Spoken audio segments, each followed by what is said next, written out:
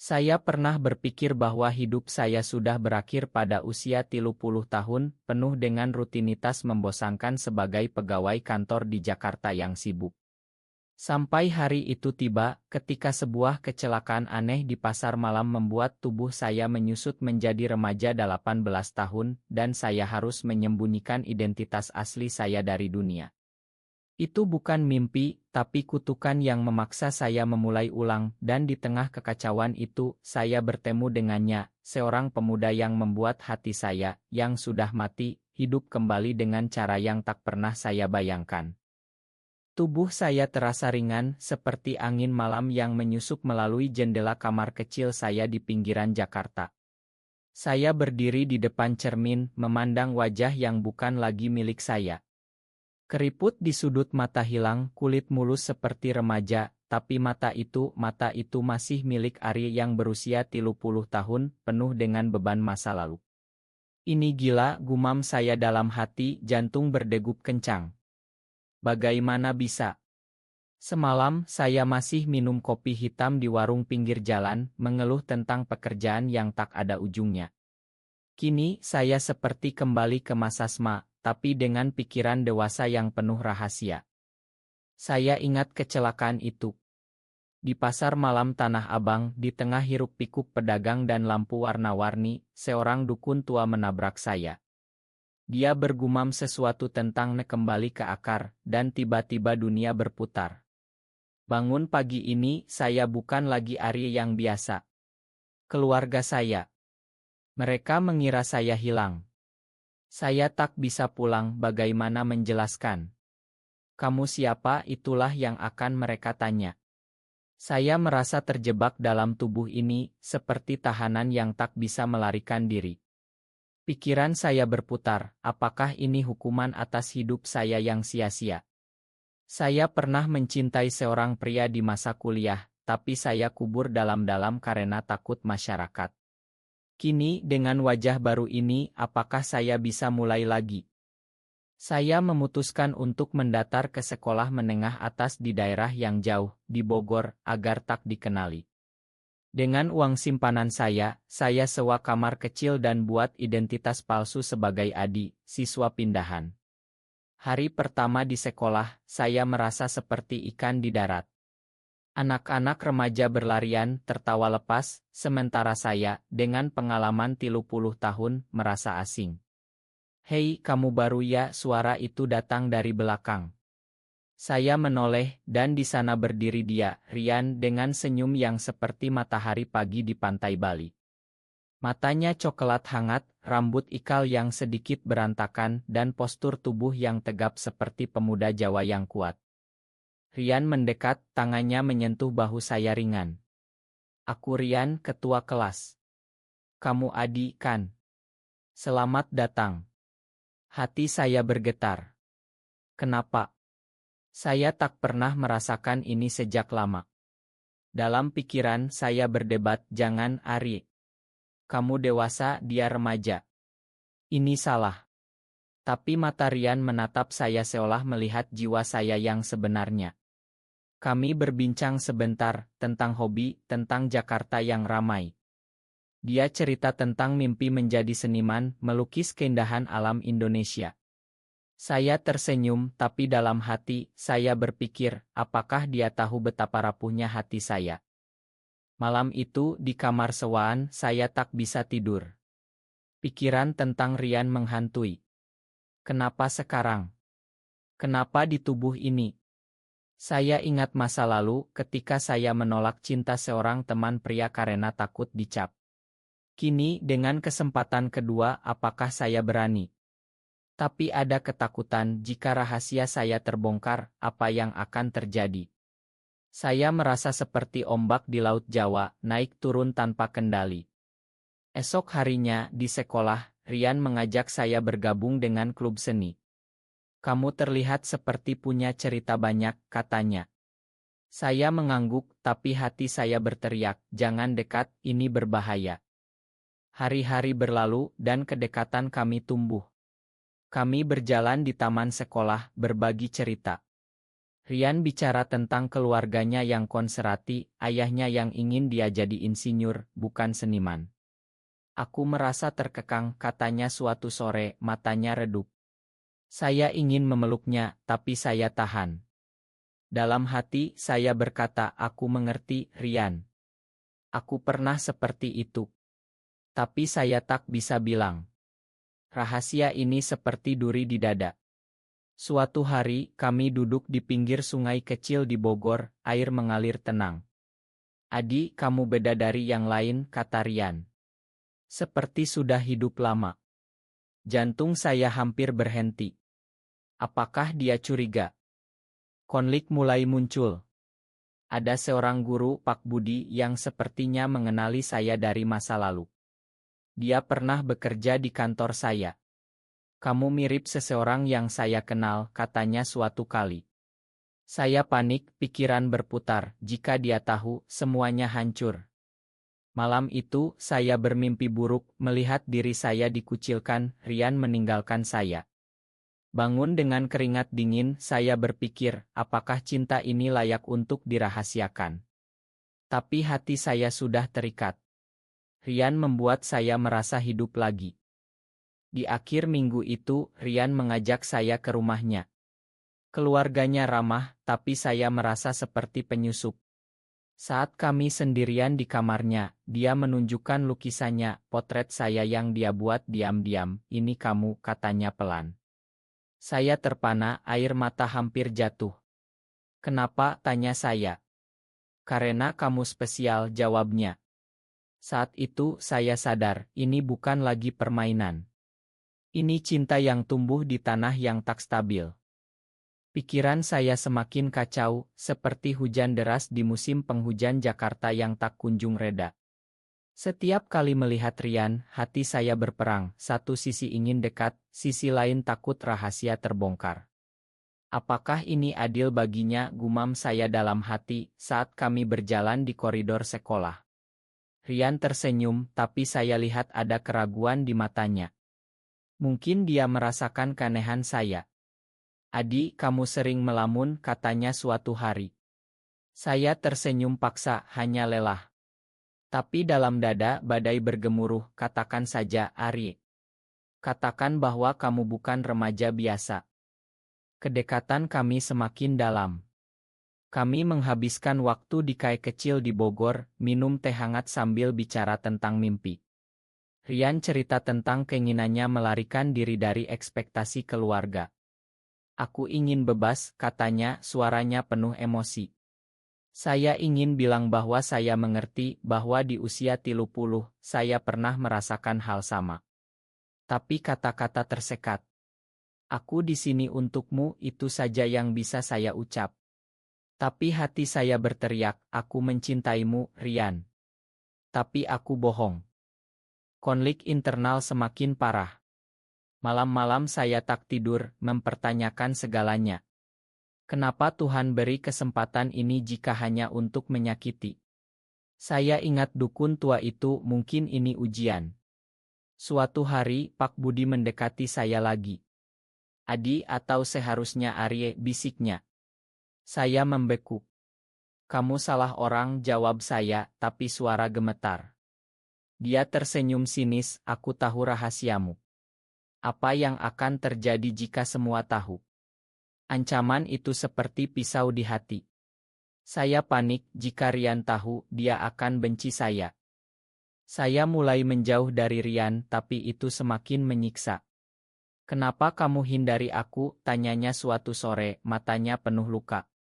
Saya ingin menangis, karena aku takut kehilanganmu. Tapi saya bilang, hanya sibuk.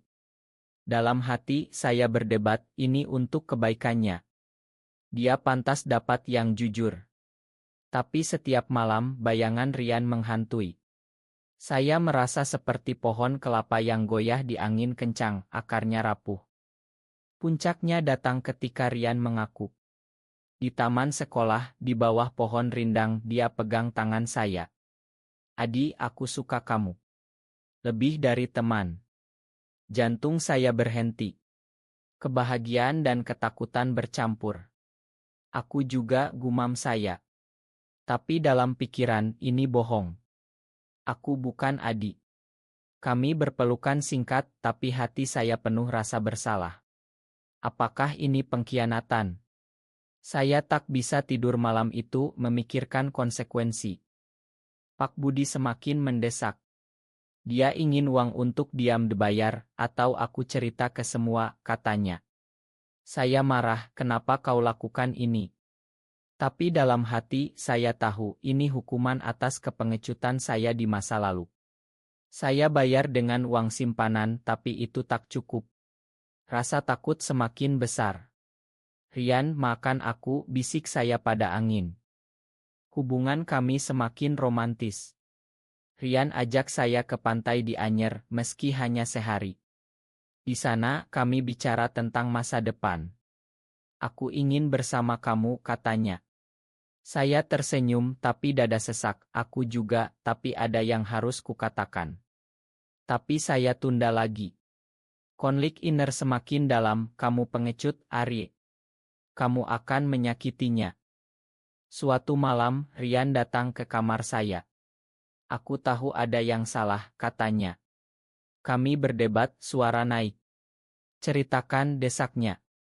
Saya hampir bilang, tapi takut. Nanti, jawab saya. Dia pergi dengan marah. Hati saya hancur, kenapa aku tak berani? Rasa bersalah seperti racun yang merayap di ena saya, semakin hari semakin kuat, membuat setiap napas terasa berat. Kenapa aku biarkan ini terus, gumam saya dalam kegelapan kamar, memandang langit-langit yang retak. Rian dengan segala ketulusannya, tak pantas dibohongi. Tapi ketakutan membelenggu, jika dia tahu aku pria 30 tahun dalam tubuh remaja, apakah dia akan lari?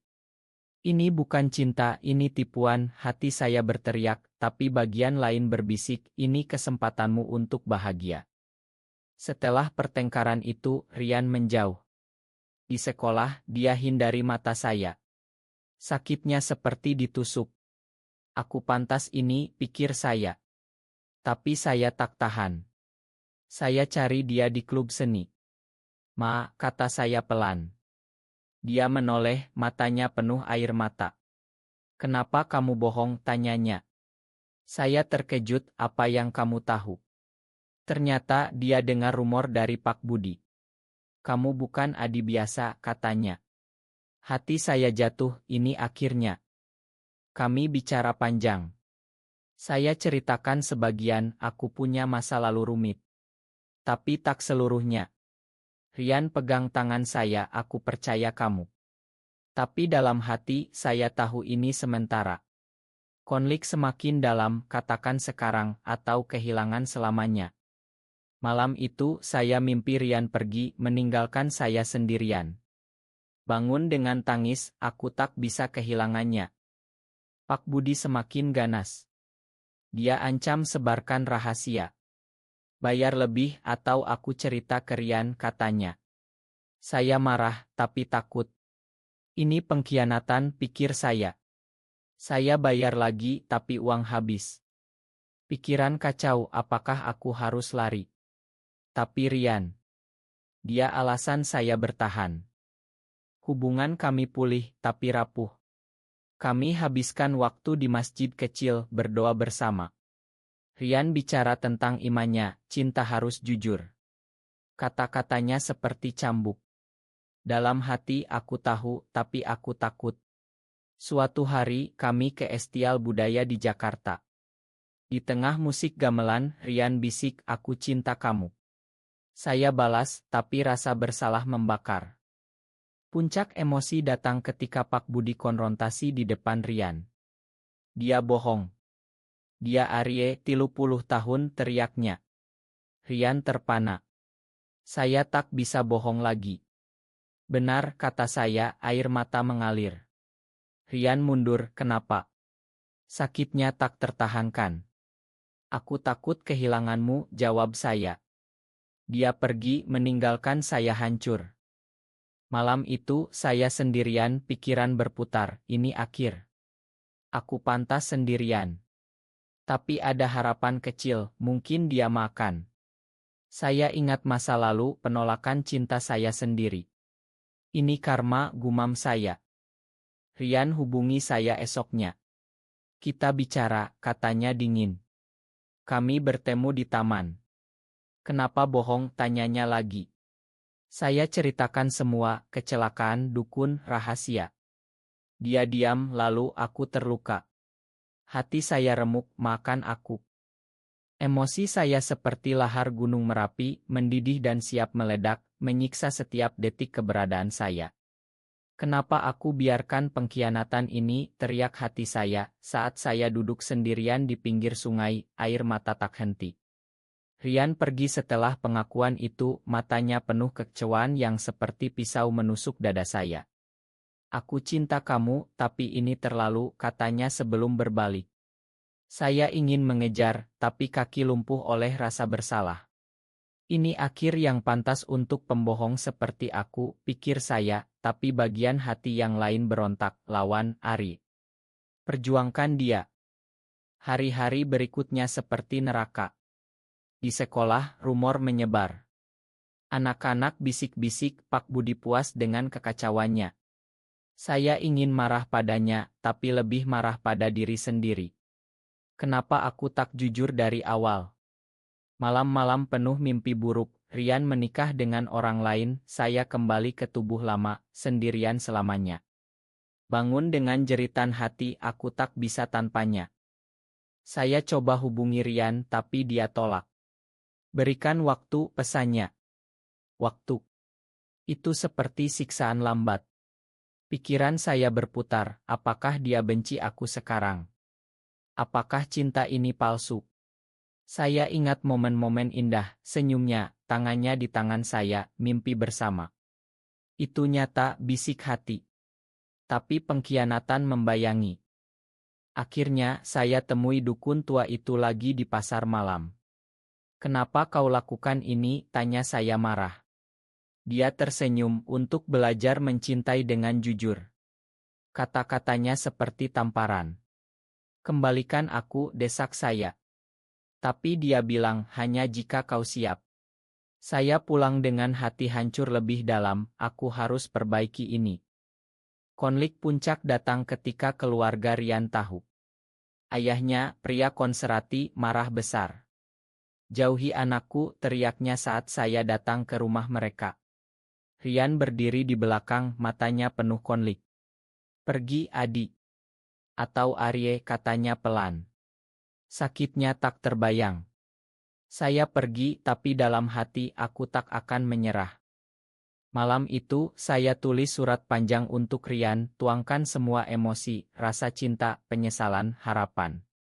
Makan aku cinta kamu dengan jiwa 30 tahun ini. Saya kirim, tapi tak ada balas. Emosi semakin membara, apakah ini akhir bic? Tapi keesokan, Rian datang. Aku baca suratmu, katanya, suara gemetar. Kami bicara berjam-jam, air mata mengalir. Aku terluka, tapi aku paham, katanya. Hati saya meledak bahagia dan sedih, apakah kau makan? Hati saya seperti badai di Samudra Hindia, mengamuk dengan emosi yang tak terkendali, campuran antara harapan yang rapuh dan keputusasaan yang dalam. Kenapa cinta ini harus begini rumit, jerit pikiran saya, saat saya duduk di masjid, berdoa untuk kekuatan. Rian makan saya sebagian, tapi luka masih menganga. Aku butuh waktu untuk terima, katanya setelah pertemuan itu. Waktu lagi. Itu seperti api yang membakar lambat. Setiap hari tanpa dia seperti tahun, pikiran berputar, apakah dia akan kembali? Atau ini akhir? Pengkhianatan Pak Budi belum selesai. Dia ancam lagi ingin lebih. Saya konfrontasi, cukup, teriak saya. Kami bertengkar, dan dia sebar rahasia ke sekolah. Semua tahu sekarang. Saya dikucilkan, tapi yang paling sakit adalah Rian. Kenapa kau biarkan ini? Tanyanya marah. Saya menangis, aku takut. Konflik inner memuncak, aku harus lawan untuk kami. Rian dan saya bertemu lagi di pantai yang sama. Ombak seperti emosi kami naik turun. Aku cinta kamu meski kamu 30 tahun, katanya pelan. Tapi ada tapi keluargaku. Ayahnya tolak kami. Ini salah di mata masyarakat, katanya. Hati saya remuk, apakah kita harus pisah? Malam-malam penuh air mata. Saya ingat budaya Indonesia, di mana cinta seperti ini sering disembunyikan. Kenapa kita tak bisa bebas, gumam saya. Tapi Rian berjuang, dia bicara dengan ayahnya, berdebat sengit. Aku pilih hati saya, katanya padaku nanti. Emosi membuncah, kamu berani untukku. Puncaknya ketika ayah Rian datang ke saya. Kau rusak anakku, katanya marah. Saya balas, aku cinta dia dengan tulus. Debat panas, emosi meledak. Akhirnya dia pergi, tapi Rian memilih saya. Kita lari, katanya. Tapi dalam hati, apakah ini benar? Emosi semakin intens, saya kembali ke dukun. Kembalikan aku, pinta saya. Dia lakukan ritual, dan tubuh saya kembali 30 tahun. Rian terkejut, tapi katanya, aku cinta jiwamu, bukan tubuhmu. Air mata bahagia mengalir. Emosi saya meledak seperti letusan gunung berapi, membakar segala keraguan dan meninggalkan abu harapan yang baru. Ini akhir dari siksaan, pikir saya, saat tubuh saya kembali normal, berdiri di depan Rian yang matanya penuh keheranan dan cinta. Kamu tetap kamu, katanya, memeluk saya erat.